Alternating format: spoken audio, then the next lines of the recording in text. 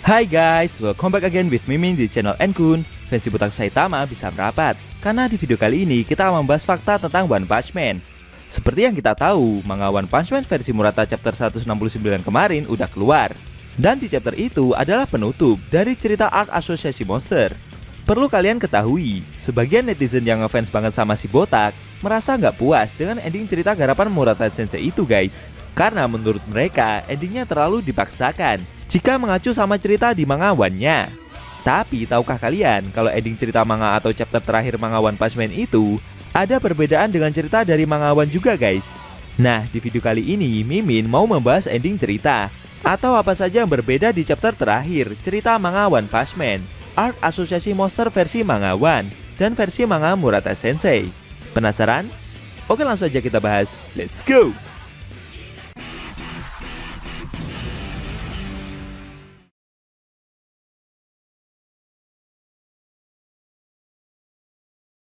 Sebelumnya, Enkun mau ngingetin ke teman-teman, dan perlu kalian ingat kalau inti cerita dari manga One Punch Man versi Murata Sensei dengan manga One itu sama guys.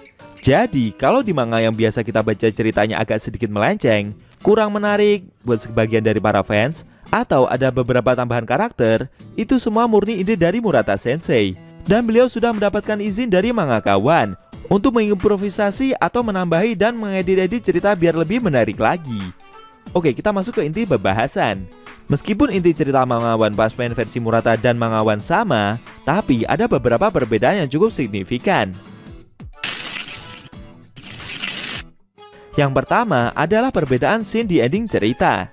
Di ending One Punch Man manga chapter 169 yang kita baca kemarin, Saitama melihat kota Z yang hancur lebur bersama Genos. Sedangkan di ending manga One, tepatnya di chapter 94, si botak melihat kehancuran kota sendirian. Kedua scene itu sebenarnya mirip sih, dan berbeda dikit aja. Tapi Enkun lihat ada perbedaan, tepatnya di suasana hati Saitama dari kedua manga itu.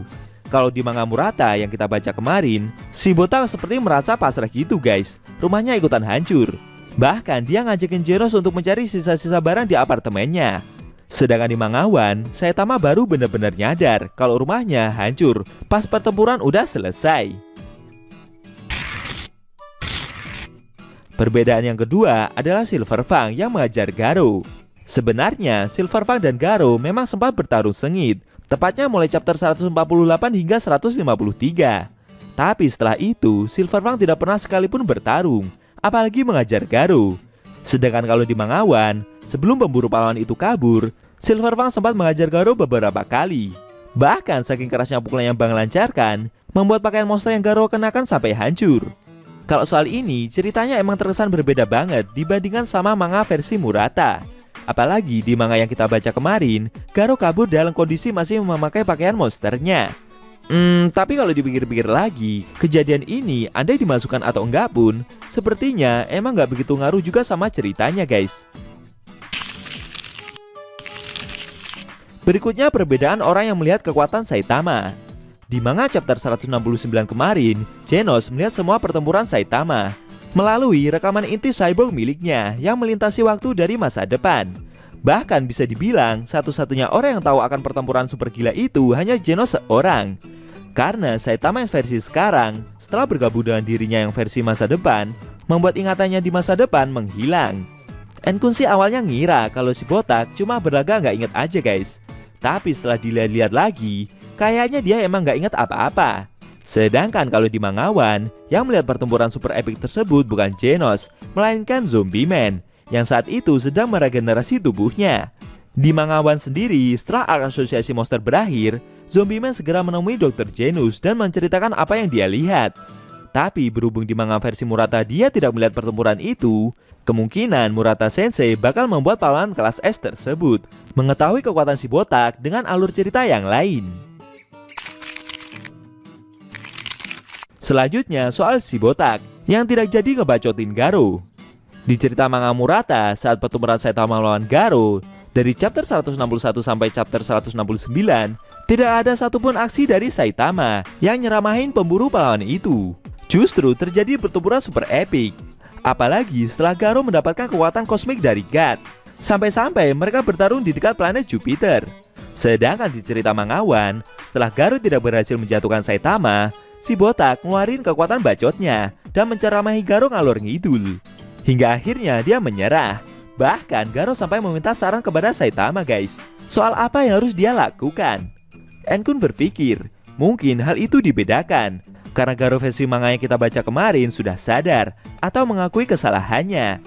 Tepatnya setelah dia melihat Tario yang terbunuh akibat radiasi kosmik yang Garo miliki. Maka dari itu, dia meminta tolong si botak buat time travel ke masa lalu buat mengalahkan dirinya yang baru mendapatkan kekuatan kosmik tersebut. Saat para pahlawan menghakimi dan mengajarkan secara membabi buta tersebut, Garo seperti pasrah. Dia menerima dengan ikhlas, walaupun sebenarnya Garo tidak tahu kalau dirinya dari masa depan telah memutuskan itu semua. Jadi jangan kaget ya guys, jika di arc berikutnya nanti Garo bakalan tobat. Spoiler guys. Perbedaan yang terakhir soal peliharaan Saitama. Seperti yang kita tahu kalau manga One adalah acuan cerita dari manga versi Murata atau manga yang biasa kita baca selama ini.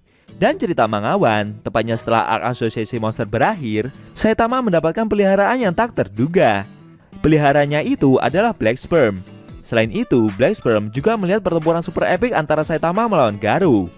Berhubung kekuatannya belum kembali dan bingung harus mencari perlindungan kemana, akhirnya si monster menghampiri Saitama, yang saat itu mencari sisa-sisa barang di reruntuhan apartemennya yang telah hancur. Berbeda dengan cerita di manga Murata, Black Sperm telah bertransformasi menjadi Golden Sperm, lalu yang terakhir menjadi Platinum Sperm, dan kloningannya yang satunya mencoba kabur, agar jika kloningan terkuatnya yaitu Platinum Sperm terbunuh, dia masih bisa bertahan hidup. Sayangnya seperti yang kita tahu, kloningan Black Sperm yang mencoba kabur itu malah dibunuh oleh Metal Bat. Tepatnya setelah Kim melancarkan serangannya ke arah para eksekutif yang tersisa. Ya, walaupun yang sebenarnya itu adalah serangan dari Garo. Dengan kematian Black Sperm itu, En-kun merasa peliharaan Saitama di arc setelah asosiasi monster nanti adalah monster Manako, yaitu si monster cebol bermata satu itu. Karena monster tersebut selalu berhasil selamat hingga berada di permukaan bersama Saitama dan Flashy Flash. Gak mungkin juga dong, abis Saitama time travel dan mengalahkan Garo mode kosmik dari masa lalu, si monster tetap aja mati terkena radiasi kosmik. Harusnya kondisinya masih baik-baik saja. Walaupun di manga chapter 169 kemarin, monster cebol itu gak kelihatan sama sekali. Tapi Mimin yakin, di chapter selanjutnya monster itu bakalan muncul.